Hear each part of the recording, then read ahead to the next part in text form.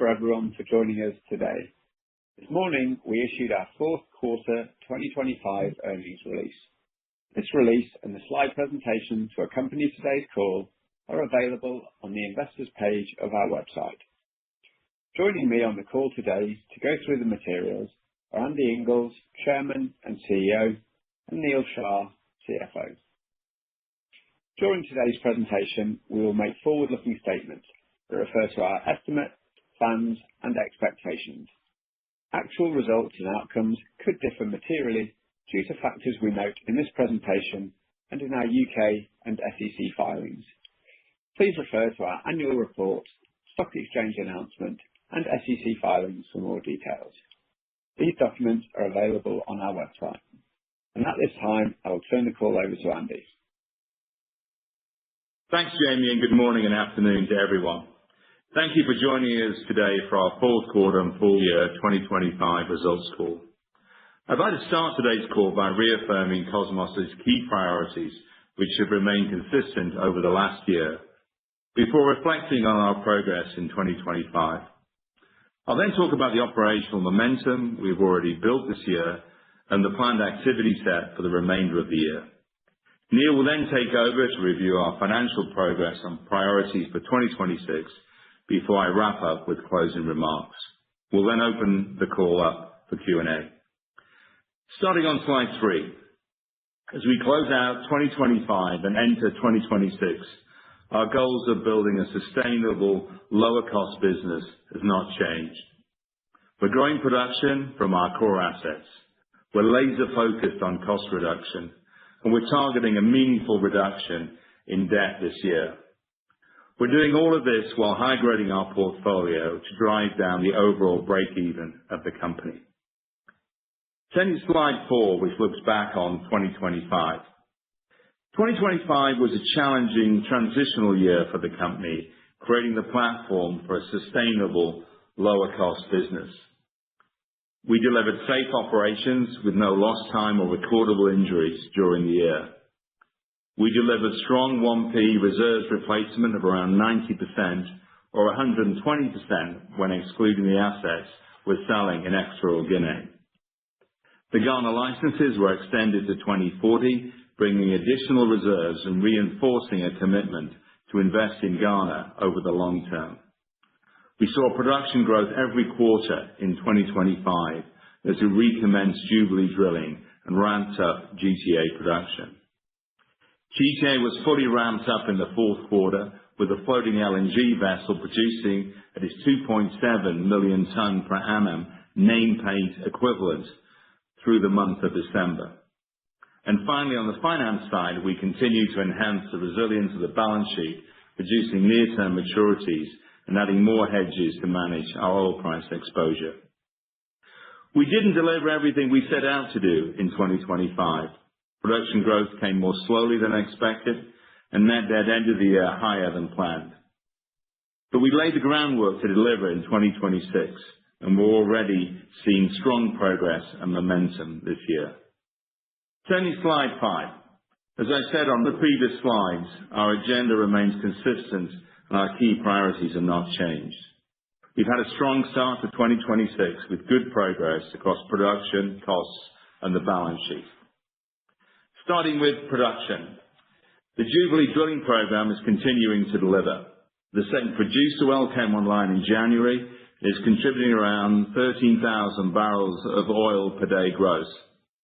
This includes any cannibalization from neighboring wells and takes Jubilee production to over 70,000 barrels of oil per day gross, in line with our expectations.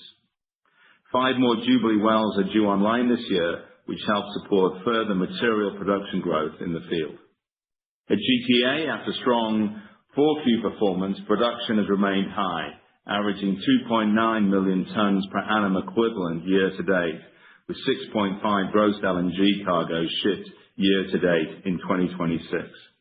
And in the Gulf of America, production continues to perform well, in line with our expectations. On costs, we're targeting CapEx this year of around $350 million, which includes around $300 million of asset expenditure in line with 2025 and around $40 million associated with the 10 FPSO purchase. On operating costs, we're targeting an absolute OpEx reduction of over $100 million year-on-year as we continue to look for ways to drive costs out of the business. This reduction is expected to increase to around $250 million post the sale of our production assets in Equatorial Guinea. On overhead, we expect to see the full benefit of the cost savings we identified and implemented through 2025, benefiting the company sustainably in 2026 and beyond as we focus the organization on our most important priorities. Finally, on the balance sheet, it's been a busy first 2 months of the year. In January, we successfully completed a $350 million bond in the Nordic market. We'll use $250 million of the proceeds to pay down our 2027 notes and $100 million to pay down the RBL.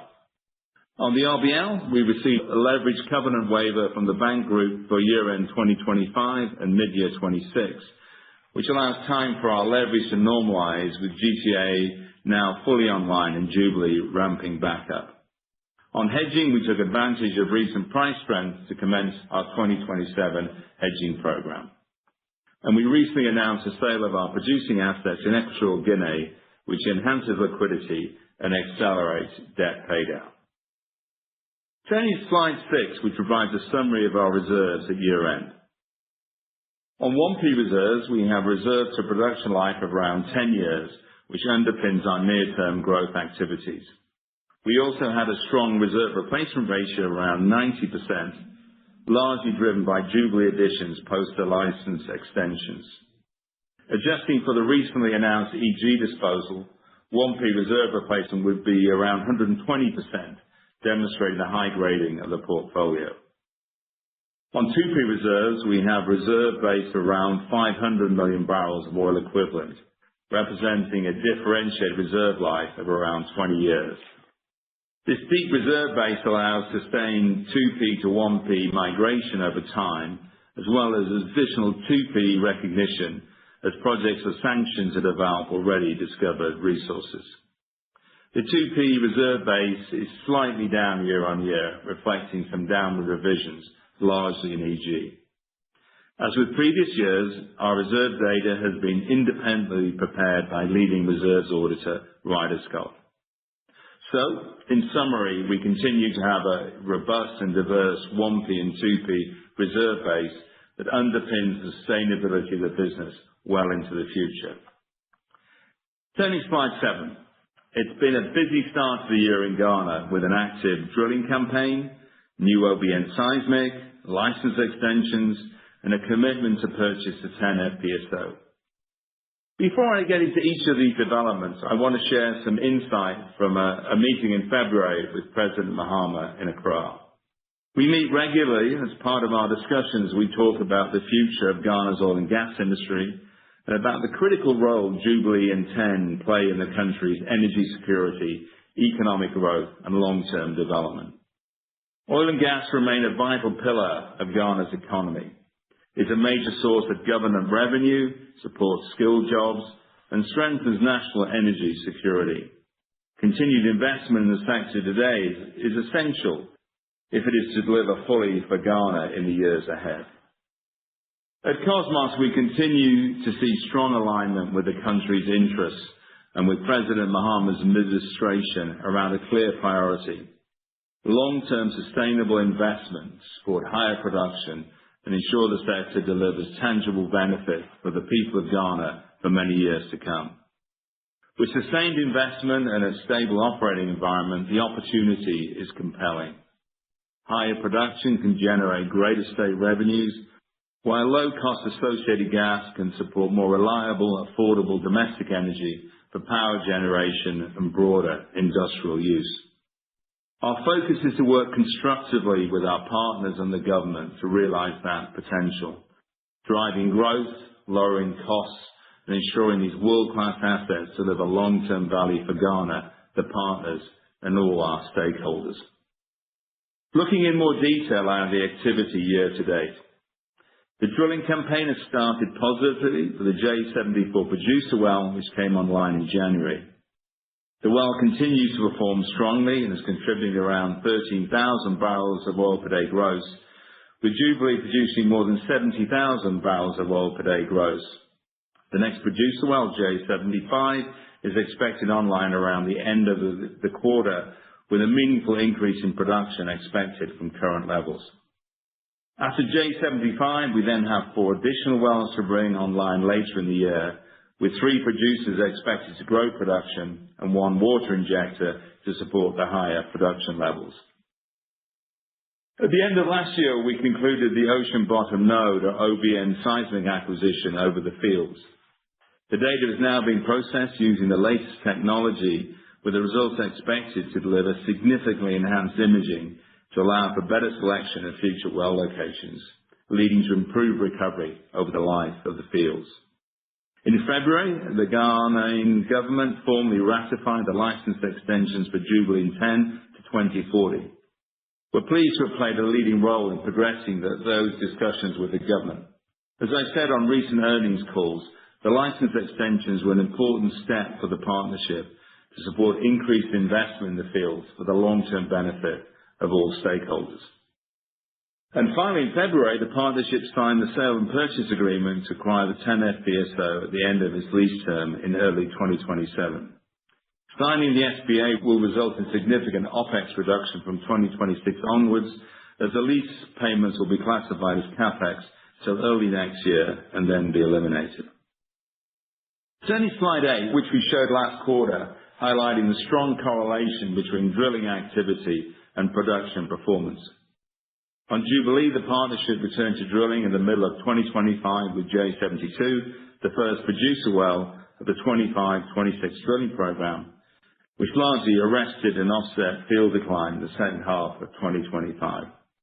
As I mentioned, in early January, the J74 producer well then took production back above 70,000 barrels of oil per day gross, and it stayed above that level since, supported by high levels of water injection. The blue dots on the chart show the approximate timing of the next 5 wells coming online, with each producer well expected to drive higher production. As a reminder, these are high-return wells with quick paybacks. The last 12 wells drilled in Ghana have an average payback of around 9 months. The latest 2 wells in the current campaign are likely to be closer to 6 months, given their strong performance. These compelling economics support a consistent drilling program informed by the new seismic data. With its year-to-date performance and the active program over the next few months, our production forecast for Jubilee is in the range of 70,000 to 80,000 barrels of oil per day gross, with current performance supporting the upper end of the range. This forecast uses actual data for the first 2 months of the year of around 70,000 barrels of oil per day gross, plus the expected performance of the additional 5 wells. We assume a decline rate for the field of approximately 20%. Year to date, we've done better than this as a result of voidage replacement ratio of 130%, a key performance metric. In our second quarter 2025 results, I talked extensively about the impact technology is having on our business.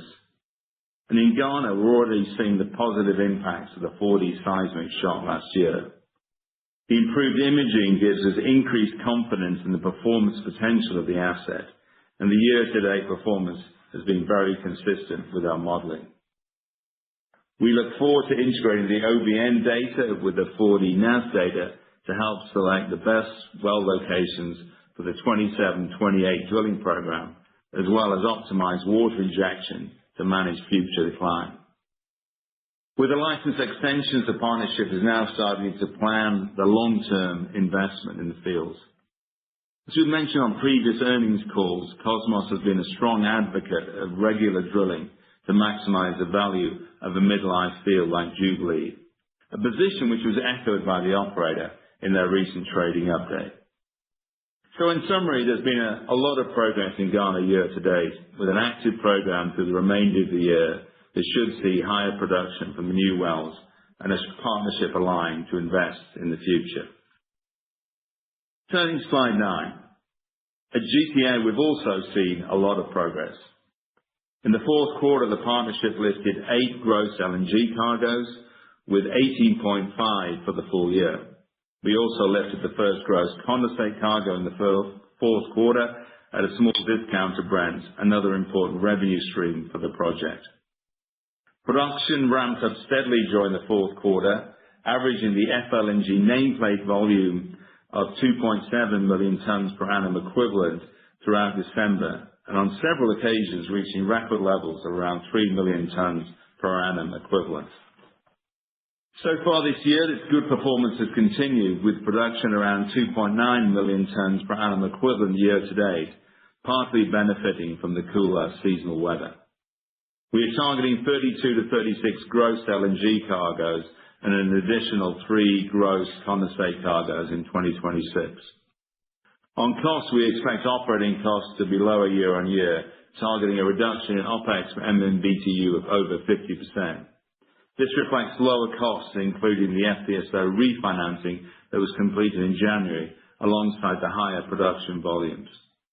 As Golar said in their results last week, they are working with the partnership to develop value-enhancing initiatives for the project, including FLNG operational efficiencies and debottlenecking of the LNG production capacity. Production should continue to rise and unit costs should fall as we move forward with Phase 1+. We expect to agree heads of terms for domestic gas sales in 2026, and Senegal is expected to commence construction of the domestic gas pipeline network next quarter. The chart on the right shows the significant drop expected in OPEX per MMBTU as the higher volumes and cost reductions come through in 2026, as well as the impact of Phase 1+. We've shown volumes of 630 million standard cubic feet per day for LNG export and domestic gas, as that is what the FPSO is capable of doing today, without any costs required to debottleneck the infrastructure. As the Senegalese government builds the multiple phases of the onshore pipelines, domestic gas needs will continue to increase, driven by demand for power and industrial use such as fertilizer plants in various centers, from San Luis in the north to the capital Dakar. Turning to slide 10. In the Gulf of America, performance for the fourth quarter of the year was in line with expectations, with good performance from Odd Job and Kodiak and minimal storm downtime, offset by lower Winterfell performance. As a result of challenges in drilling and completions at Winterfell last year, we took an impairment on the assets in today's results, following the fair value assessment with the auditors. While there's still a lot of resource potential at Winterfell, we're working with the operator to refine the drilling program to reduce risk going forward, to ensure we produce the resource in the best and most cost-effective way. Looking ahead, we have an attractive hopper of future opportunities in the Gulf of America, which we are advancing with some of the most established players in the basin.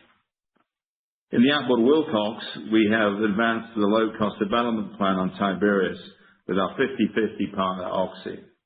Kosmos is the project operator, and Oxy owns and operates the Lucius host facility, so we are well aligned. We expect to take FID in the first half of 2026, with the bulk of the capex in 27 and 28. Post-FID, we plan to farm down our interest to around a third. Elsewhere in the Gulf, we formally entered into a strategic alliance with Shell earlier this year to jointly explore the prolific Norfolk play. As part of the partnership, Shell and Kosmos have exchanged interest in multiple blocks, with several high-quality prospects targeting over 400 million barrels oil equivalent gross, all within tieback distance to Shell's Appomattox facility. The first prospect, Trailblazer, is targeting over 200 million barrels of oil equivalent gross, with drilling planned for 2027.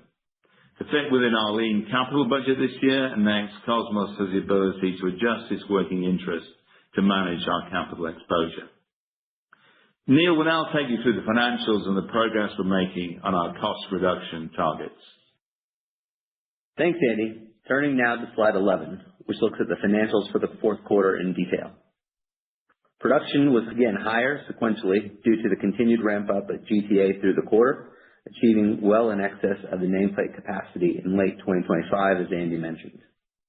We ended up only lifting 2 cargoes from Jubilee in Q4 as the third cargo slipped into early 2026. While this has minimal impact to value, it does materially change Q4 EBITDAX and leverage.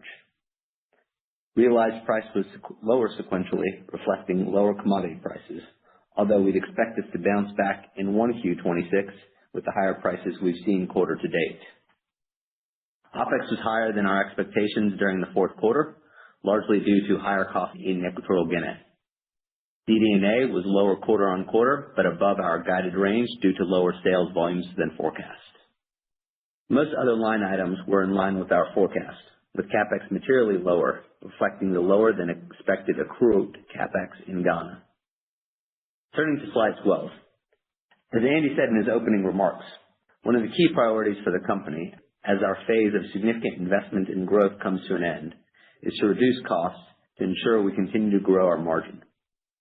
In 2025, we made a lot of progress with CapEx of $290 million, a year-on-year reduction of almost 70% and the lowest since 2017. This can be seen on the chart in the top right of the slide. We expect 2026 CapEx to remain around these multi-year lows and in line with 2025 when excluding the 10 FPSO purchase in Ghana. Our focus in 2026 now turns to reducing operating costs. We are targeting a reduction of greater than $100 million net to Kosmos this year, which can be seen on the chart on the bottom right of the slide. The amount of targeted OpEx savings rises to around $250 million once EG is removed from the overall cost base. Our 10 and EG assets represent our highest operating cost barrels, and with the purchase of the 10 FPSO and sale of EG, we will see a significant improvement in our operating margin per barrel. This is important as we navigate a volatile price environment. On overhead, we made a lot of progress in 2025, exceeding our cost reduction target of $25 million by year-end, and we expect to benefit from the full year impact in 2026 with further savings identified. Turning to slide 13, capital allocation. As I said on the previous slide, we expect full year CapEx of around $350 million, including the $40 million associated with the 10 FPSO. Around 70% of the annual CapEx is allocated to Ghana, with 5 Jubilee wells delivering expected paybacks of less than a year. In the Gulf of America, around 15% of the company CapEx budget has been allocated to the Winterfell 5 well and the long lead items for Tiberius. In Mauritania and Senegal, we expect minor CapEx during the year as we plan for GTA Phase 1 Plus expansion and advance the associated wells required towards the end of this decade. In summary, we are tightly focusing our capital on near-term, high-return oil projects that deliver production growth and have the flexibility to defer more capital-intensive projects until we get our debt into the right place. Turning now to slide 14.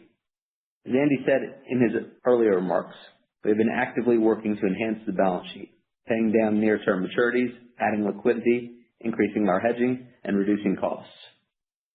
We are pleased to have completed the $350 million Nordic bond in January, which was well supported by both existing and new investors and helps diversify our sources of finance. I'd like to thank everyone who participated and made this new issuance a success. $250 million of the proceeds are being used to repay the 2027 notes, with $100 million used to pay down the RBL facility. The charts on the right of the slide show the work we have done to address the nearest term maturities, so our focus can now turn to operational delivery and debt paydown. This year, we are targeting a debt reduction of at least 10% and have made a good start with the announcement to sell our producing assets in EG last week. Further reductions are expected through free cash flow delivery and other non-core asset sales. On the RBL, we received a leverage covenant waiver from our bank group, which covers year-end 2025 and the mid-year 2026 tests.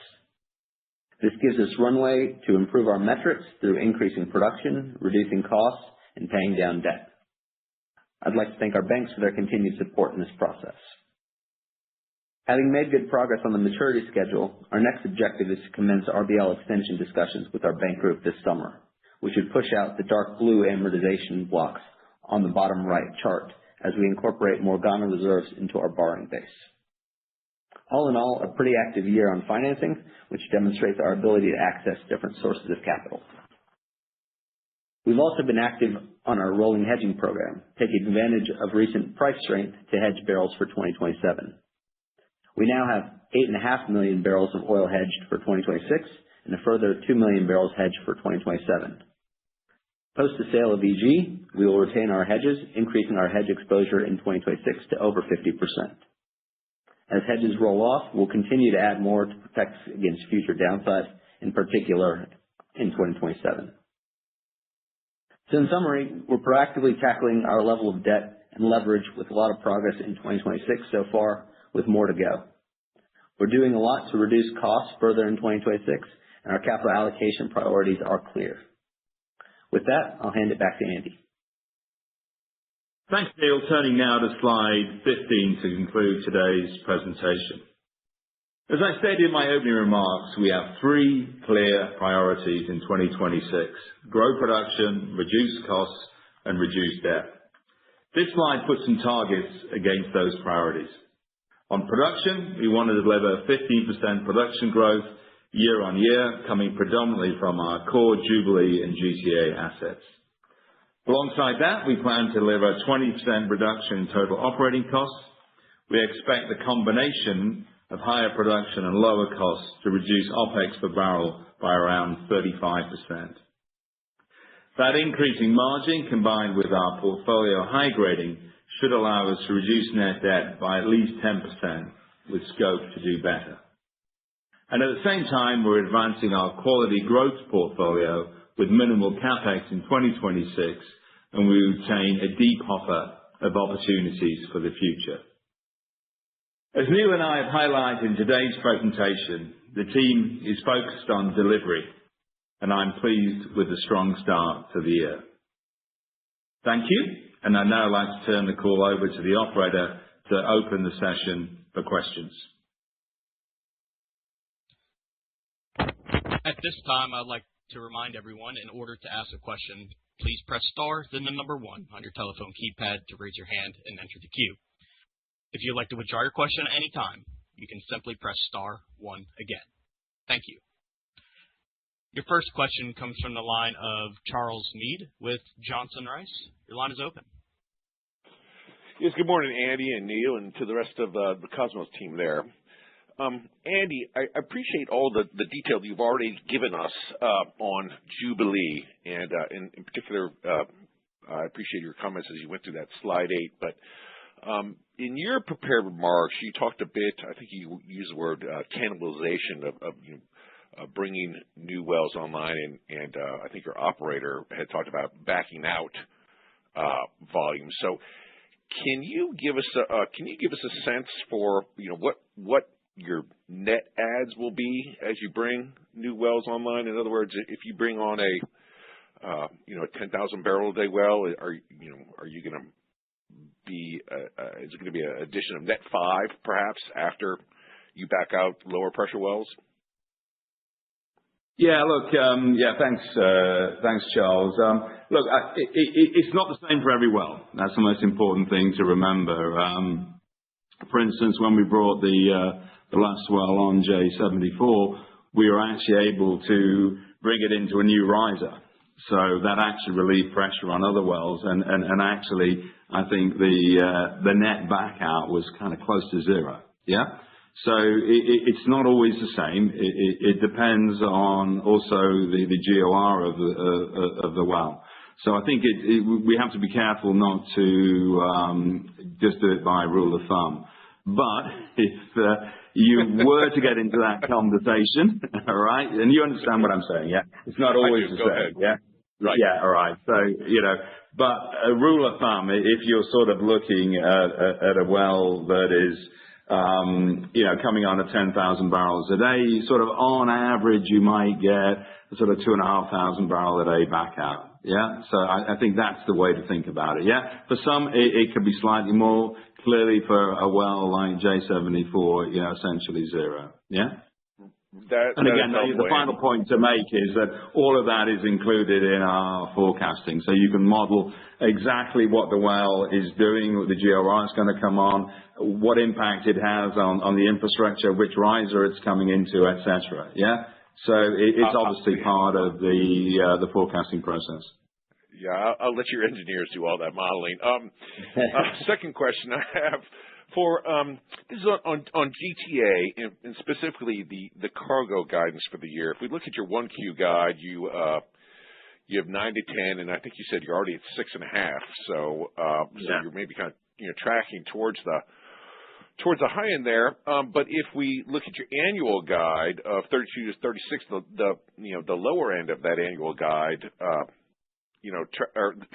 the low end of your quarterly guide tracks to the high end of your annual guide. So I'm curious, is there a turnaround baked in somewhere in the annual guide, or is this just some of the seasonal effects that are no, it's seasonal. It's seasonal, Charles. Yeah. So if you what you need to think about it is your strongest quarters are going to be quarter one and quarter four. Yeah. So if you sort of put those two bookends together, maybe you could sort of look at 20 from those two quarters, and then the residual, as it were, is warmer weather in the summer in quarter two and quarter three, where you're going to get lower cargoes. So I think no planned turnaround. It's really the seasonal effect, and you can't sort of take the first quarter and multiply it by 4. But, got it. Thank you, Andy. But the thing to add is that a strong start to the year, yeah, and I think that's the most important part. Through year to date, we're at 2.9 million tons per annum from the facility, which is above its nameplate of 2.7. So I think the thing to take from it is the strong start to the year should give confidence in the overall outlook for the rest of the year. Got it. Thanks, Andy. Great. Thanks, Charles. Appreciate it. Your next question comes from the line of Alexa Patrick with Goldman Sachs. Your line is open. Hey, good morning, team, and thank you for taking our question. If you could you talk more about the amended debt cover ratio that you announced this morning? How should we think about the next 2 periods coming up, where you stand and how conversations have been going there? Yeah, Alexa. Hey, this is Neil. I'll take that. So we've had a constructive conversation with the banks so far in the year, and the 2 next periods are sort of March and September this year, which cover sort of year-end 25 and mid-year 26. And so, basically the March covenant the amendment essentially covers where we ended up at year-end 25, so that's sort of covered off. And basically, in mid-year 26, basically the leverage covenant was raised from 3.5 to 4.25, and that basically accommodates sort of the historical underperformance in sort of the second half of 25, as well as lower oil prices. So it works down to sort of call it 60-ish Brent. So again, we've created some cushion in there, and what we wanted to do with both us and the banks to make sure that sort of we don't have to revisit it, and so it returns to normal by the end of the year. And again, based on our guidance and forecast, we should be back under sort of leverage targets, by the end of the year when you take that GTA effect, ramp up effect, out of the LTM calculation. So again, I think it's something that was on sort of people's minds. So we wanted to get it addressed early, the issue cleared out for the year. And now we've got the runway to just deliver operationally, and then the results will naturally lead to the deleveraging that we talked about. Okay, that's helpful. And then as a follow-up, I think you've talked about cost per BOE at Tortue declining by more than 50%. Can you help just kind of walk us through the bridge there? How much of that is just on top-line production growth versus nominal cost coming down, and how should we think about it? Yeah, Alexa, I'll say that, Andy. Yeah, it's both effects, as you say. Clearly, we produced 18.5 cargoes in Tortue last year. We're targeting a range of 32 to 36. The question from Charles. So that the volumetric effect is obviously significant. Yeah, that combined with around a 10% overall reduction in operating costs year on year. Some of that's coming from operations, some of it's coming from the FPSO refinancing. The two combined give you a greater than 50% reduction on a MMBTU basis. Thanks. We'll turn it back. Great. Thank you, Alexa. Your next question comes from the line of David Round with Stifel. Your line is open. Great. Thanks, guys. Thanks for the presentation. Can I start with Ghana, please? Because you've always talked about that being your best return on capital, but specifically, it's always been around Jubilee. So I just wonder whether the 10 FPSO purchase changes that thinking, and if it does, when we could see a well, or whether you're in a position to even think about that at the moment. The second one, just on Jubilee. Andy, I think you mentioned there, 10,000 barrels a day for a typical well. And to be fair, you guys have always been pretty consistent around that. And I think that's pre-cannibalization. But J74 is actually nicely above that level. So I'm just wondering if there is anything exceptional about that well, and any reason why we shouldn't hope for, let's say, that the next wells could also deliver at that kind of rate. Yeah, okay, thanks, David. Yeah, if I take the 10 question first, clearly lowering the break-even of the asset through the FPSO purchase does create a longer economic life for the field, which is important.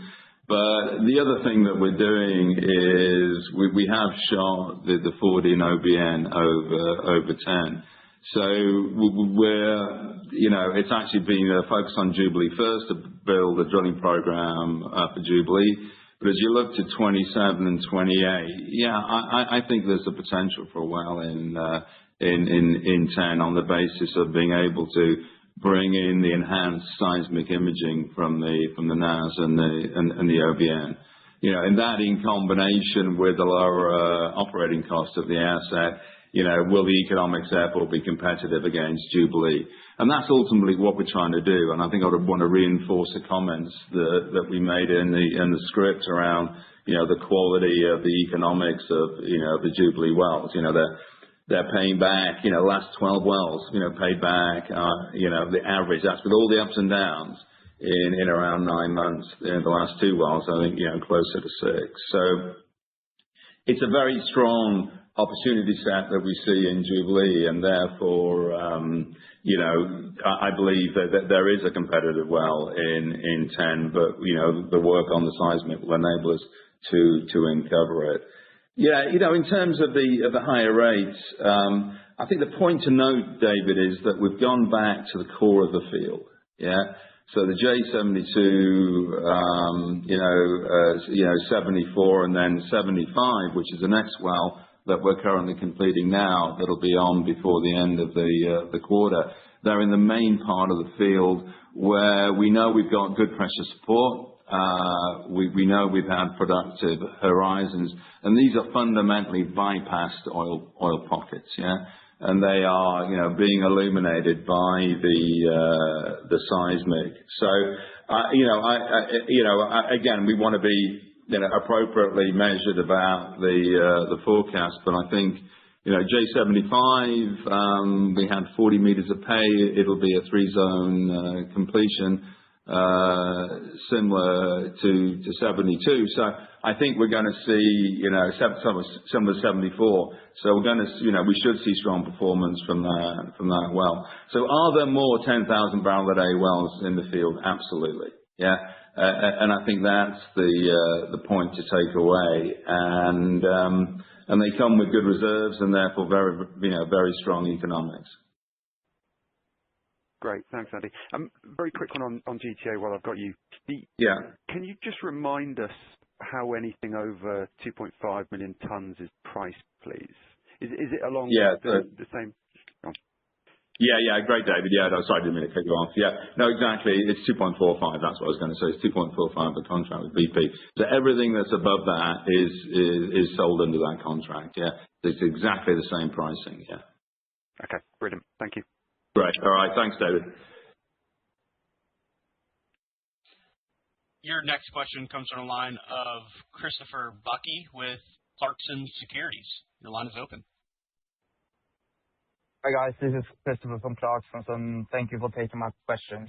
First of all, congrats on an eventful quarter and some strong recent months. I have a couple of questions, so I'll just take one at a time. First question is related to the RBL, which is currently secured against Ghana and the recently divested EG stake. Could you give some color on how the license extension in Ghana are affecting the borrowing base, and will that extension alone replace EG, so to say? Yeah. So we've just started the RBL process. Again, I think the main thing is the RBL, like you said, is underpinned by the Ghana reserves and EG. We'd expect for March for both pieces still to be in there. And then as the transaction closes in Q2, then the EG portion will come out. And so again, there will be some impact in terms of the borrowing base from EG. We had it roughly plus or minus $100-ish million of impact, but we were well over collateralized from a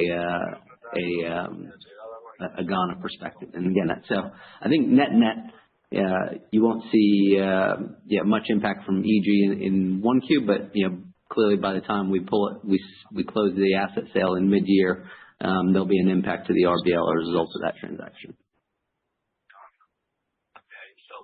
Thank you very much. My second question comes following the EG divestment as well. How do you think about further divestments versus holding assets like Tiberius into FID? And is the portfolio now largely set for a harvest phase in your view? Yeah, maybe I'll take that, Christopher. Look, I think that a key theme coming out of hopefully out of the prepared remarks and the slides is we're on a journey to create a lower cost business, and we've talked about as it were the organic portfolio as it sits today, more than $100 million of costs coming out, and when you put EG onto that on a pro forma basis, it would be another probably gets you closer in aggregate to about $250 million. So really, we are building that lower cost portfolio. And clearly on a per BOE basis, it's a significant reduction. Sort of where next? It has to be things that are really sort of not core to the future, where we don't see growth, we see potentially higher costs, and we'll continue to look at those assets. At the same time, we're redirecting the capital that we would have spent on the more mature, higher cost assets. We're redirecting that to growth. Clearly the growth in this year is targeting the very strong economics in Jubilee. And then as we look out beyond into 27, 28, yeah, you're right. Tiberius is an important growth project for us in the Gulf. So I think the messages are really around very, very strong focus on cost to build that lower cost sustainable business. Very strong reserve base, yeah? And then associated with that is rigorous allocation of capital to the highest return projects. And, with a very lean capital base in 26 to enable us to do that. So yes, there will be, I think, on the margin, some continuing trimming of the portfolio, but we've got a very strong set of core assets. And those assets will continue to deliver growth. My third and last question, if I may, is also related to GTA. You're guiding to more than 50% year-on-year unit cost reduction in 26.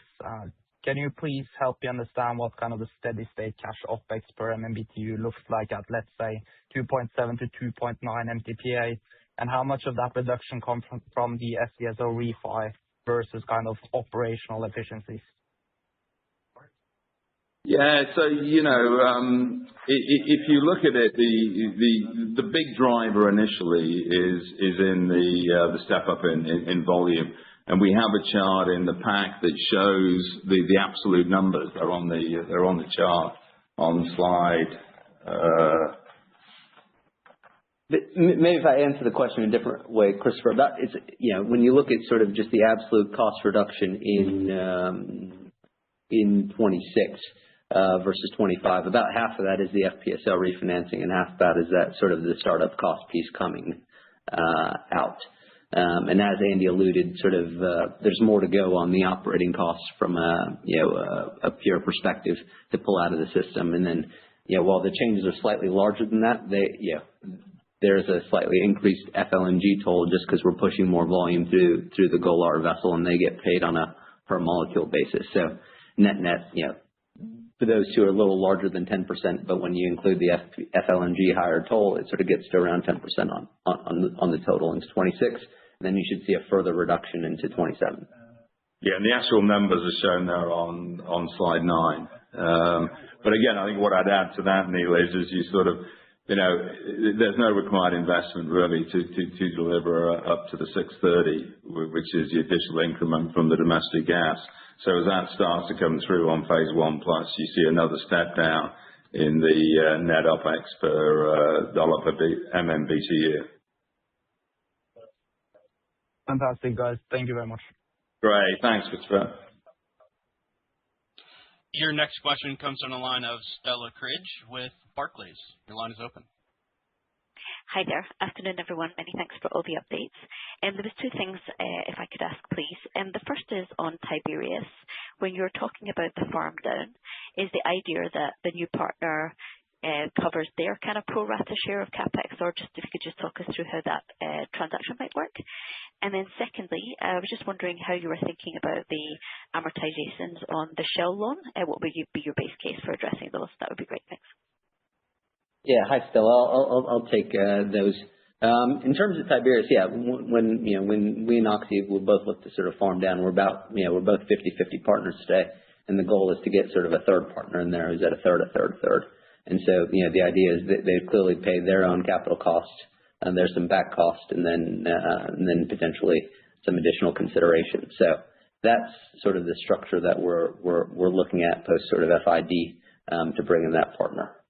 In terms of the Gulf term loan perspective, again, I think we talked about today sort of getting net debt down by about by at least 10%. In calendar year 26, about half of that is through sort of the EG sale, and the other half is through generation of free cash flow across the business in sort of a, call it mid-60s type oil price. And so again, sort of the Gulf term loan amortization is sort of it's a little over $50 million this year. We'd expect to pay that out of cash flow generated from the business. That's great. Thank you. Great. Thanks, Stella. And your last question comes from Mark Wilson with Jefferies. The line is open. Yes, thank you. I'd like to ask, it's actually follow up to that Tiberius question.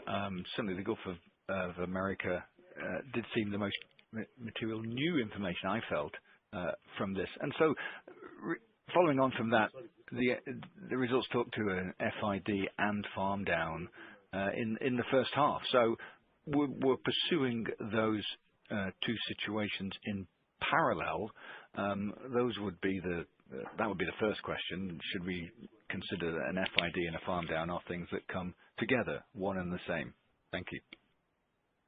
Yeah, so Mark, I think that they're more sequential, and again, we've sort of we're close to again, as operator, we've moved down the development or FID path pretty far, and we're sort of close to getting that sanctioned, and then and we've clearly talked to a number of people around the farm down. We'll kick off a process here quite shortly, and again, there's not it should be fairly attractive, clean project to bring in a third partner. And as you've seen, just generally in the Gulf of America, there's been a lot of interest around people participating in new developments in new cost competitive large resource projects. So again, we're not we think there'll be a lot of interest as we conduct a relatively short process.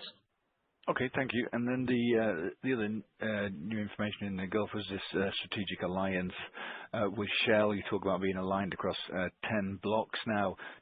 We'd just like to know, is there anything within that, quote, strategic alliance beyond involvement in licenses, any kind of carry or information share, etc.? Thank you.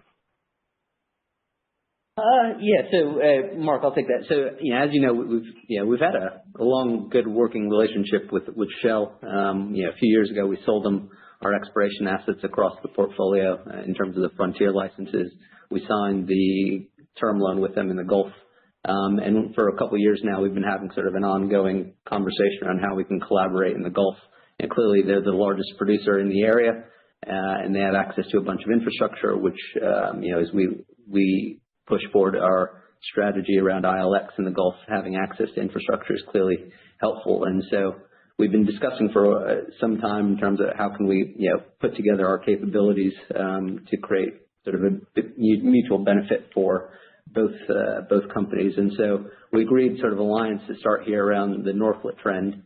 We had some prospects, they had some prospects in and around Appomattox that made sense to combine and then basically work to jointly develop that infrastructure and actually creates a good partnership where again I think we can use both companies' capabilities. Theirs around sort of drilling and production, ours on the sort of accelerated development path to create value for both companies. And so again, I think that there's continues to be more that we can do together, and we're happy to sort of formalize sort of the first step and continue to move things forward.